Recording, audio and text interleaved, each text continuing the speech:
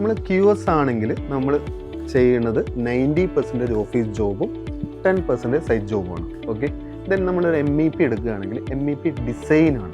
MEP design എന്ന് പറയുന്നത് ഒരു 95% ഓഫീസ് ജോബാണ്. Because design job. Okay, design job എന്ന് പറയുന്നത് സൈറ്റിൽ എക്സിക്യൂട്ട് ചെയ്യുന്നതിന് മുമ്പുള്ള ആക്ടിവിറ്റിയാണ്, അല്ലെങ്കിൽ മുമ്പുള്ള ടാസ്ക്കാണ്.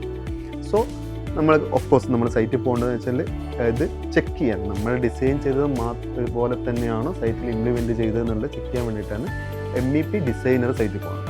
QSൽ ഞാൻ 10% എന്ന് പറയുന്നത് if you are A billing engineer, നമുക്ക് സൈറ്റിൽ ഇവാലുവേറ്റ് ചെയ്യണം. ഓക്കെ, സൈറ്റിൽ എത്രത്തോളം വർക്ക് കംപ്ലീറ്റ് ചെയ്തെന്നുള്ള ഇവാലുവേറ്റ് ചെയ്യാൻ വേണ്ടി പോകുന്നത്.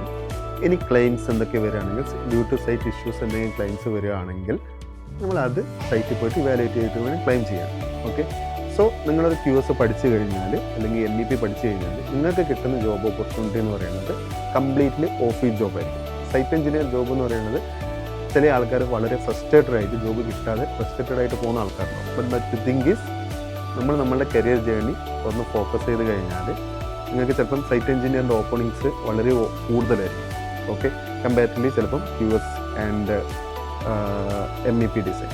ബട്ട് ദ തിങ് ഈസ് നിങ്ങളുടെ ഗ്രോത്ത് നിങ്ങൾ ചെക്ക് ചെയ്യുകയാണെങ്കിൽ സൈറ്റ് എഞ്ചിനീയറിൻ്റെ നെറ്റ്വർക്ക് എന്ന് പറയുന്നത് സൈറ്റിലുള്ള എഞ്ചിനീയേഴ്സ്, സ്റ്റാഫ്, സൂപ്പർവൈസർ, പ്രൊജക്ട് മാനേജറാണ്.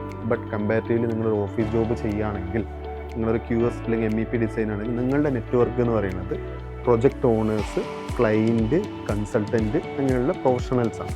സോ നിങ്ങൾ ഈ പ്രൊഫഷണൽസിൻ്റെ നെറ്റ്വർക്ക് ബിൽഡ് ചെയ്യുമ്പോൾ നിങ്ങളുടെ ഗ്രോത്ത് കുറച്ചും കൂടി കൂടുതലായിട്ട് വരും. ഓക്കെ, അതെന്തുകൊണ്ടാണെന്ന് വെച്ച് കഴിഞ്ഞാൽ നിങ്ങളുടെ നെറ്റ്വർക്ക് കൂടിയാണ് നിങ്ങൾ നെക്സ്റ്റ് ജോബിലേക്ക് പോകും. ഇനീഷ്യലി നിങ്ങൾക്ക് ചിലപ്പം ഒരു 1 month ഡിലേ ആയിരിക്കും കമ്പാരിറ്റീവ്ലി സൈറ്റ് എഞ്ചിനീയർ ജോബ് ചെയ്യുമ്പോൾ. ബട്ട് നിങ്ങളൊരു QSലേക്ക് ചേർന്ന് കഴിഞ്ഞാൽ നിങ്ങൾ നെക്സ്റ്റ് ഗ്രോത്ത് എന്ന് പറയുന്നത് ഓഫ്കോഴ്സ് വളരെ കൂടുതലായിട്ട് വരുന്നൊരു കാര്യമാണ്. കാരണം എന്താ വെച്ചാൽ ഈ നെറ്റ്വർക്ക് നമ്മളെ ഒരുപാട് എഫക്റ്റ് ചെയ്യുന്നതാണ്. സോ ജോബ് നമ്മൾ കണ്ടുപിടിച്ച് പോകേണ്ടതാണ്. സൈറ്റ് എഞ്ചിനീയറിലേക്ക് പോകുന്നത് എന്ന് പറയുന്നത് ഒരുപാട് ആൾക്കാർ ഫ്രസ്ട്രേറ്റഡ് ആയിട്ട് പോകുന്നത്, എനിക്ക് ജോബ് കിട്ടുന്നില്ലതുകൊണ്ട്. ബട്ട് നമ്മൾ ഫൈറ്റ് ചെയ്താൽ, നമ്മൾ എന്തായാലും ഫോക്കസ് ചെയ്താൽ നിങ്ങൾക്ക് എന്തായാലും QSൻ്റെ അല്ലെങ്കിൽ MEP ഡിസൈൻ്റെ ജോബ് കിട്ടും. ഓക്കെ, ഇതെന്തുകൊണ്ടാണ് ഞാൻ കോൺഫിഡൻ്റ് ആയിട്ട് പറയാമെന്ന് പറയുന്നത്, നിങ്ങൾക്കൊരു ജോബ് കിട്ടും എന്നുള്ളത്. ബിക്കോസ് എൻ്റെ എക്സ്പീരിയൻസ്, ഞാനൊരു QS ആയിട്ട് ഫ്രഷറായിട്ട് ജോയിൻ ചെയ്തിട്ടാണ് എൻ്റെ കരിയർ ഞാൻ ഡെവലപ്പ് ചെയ്തത്.